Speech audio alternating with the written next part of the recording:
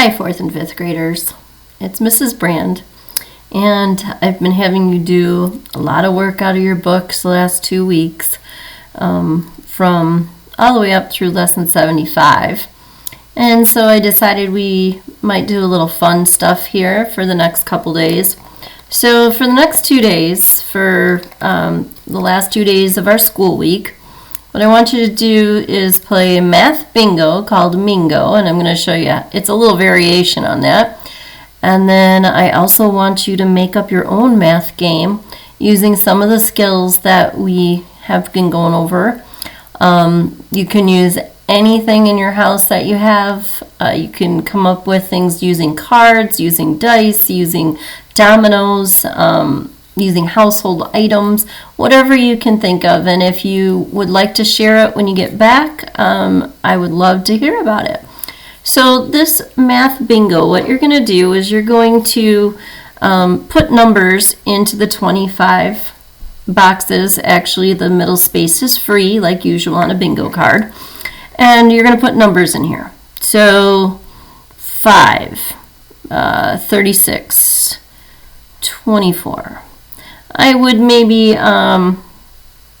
you're going to use either cards or dice, so you want to make sure that you think about what you can get a combination of using different things, okay?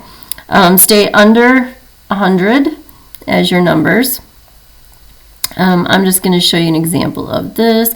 No repeats of numbers, so if you put a number in there, you can't repeat it again, okay?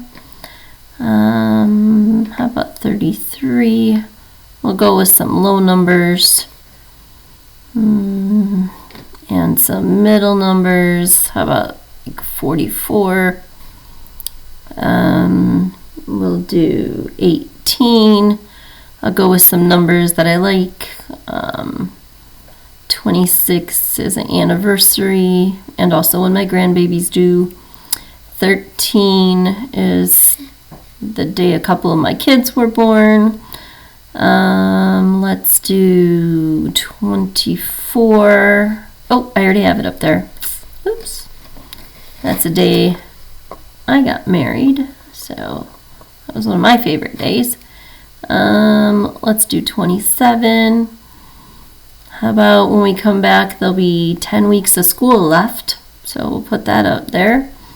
How about the 12th or 13th? Let's do the 12th because that's close to when track and field day will be. How about doing 9? See if you can figure out a reason for me saying 9. And let's go 50 and 16. 8, 1, 54, 34, Walter Payton, one of my favorite Bears numbers.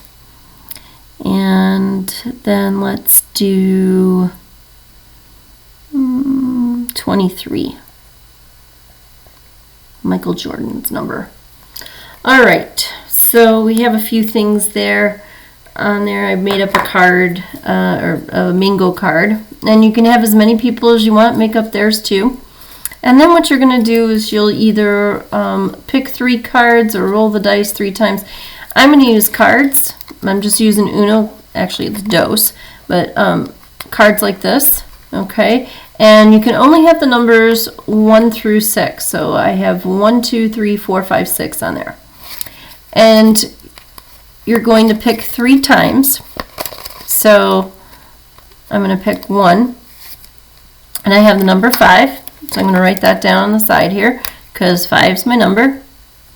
And I'm going to put it back in the deck. If you're using dice, you can just roll a dice 3 times. If you're using cards, you can have 5 cards like that, like I'm doing now. Oh, I got 5 again. So 5 is going to be on there again. And I'm going to put it back in there, mix them up a little bit, and then I'll pick another card out of here. And this time I pick 1. So I can use addition, subtraction, multiplication, or division using 5, 5, and 1 to try and cover a number on my board. And what I want you to do is to try and cover your whole board. So this might take you a while to cover your whole board, but that's the goal of the game, is to get bingo, which is math bingo, the whole board covered. Okay, if we played it at school, I'd probably say, you know, a line across, 4 corners, diagonal, or something like that. But right now, this is what we're going to do. So I have 5, 5, and 1. So I'm going to pick a number I want to maybe end up covering up. Well, I want to cover up a corner because those are nice. It gives me a couple options of things. So I have a 5 here. Let's see if I could do that. 5 and 5 is 10 if I add them together. Plus 1 more gives me 11. I could cover up 11 if I had it on my board. I could do 5 times 5 is 25, plus 1 more is 26. So maybe I'll do that. So with that hand, I'm going to do 5 times 5 is 25, plus 1 more is 26. So that gives me this one that I can cover up on my board. And you can use objects like cereal, Skittles, M&Ms, whatever you want to cover up your board. Okay?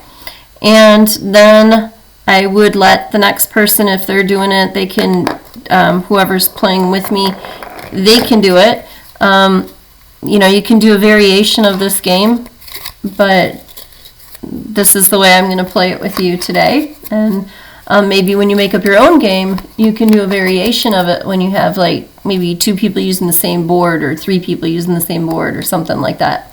So I'm going to pick out my numbers again just to review it again. I have a 3, so I'm writing down my number 3 because that's the first number I got. I put it back in my deck.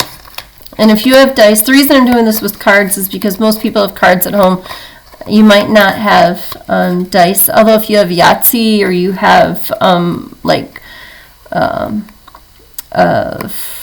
what else? Monopoly, you probably have some dice in there.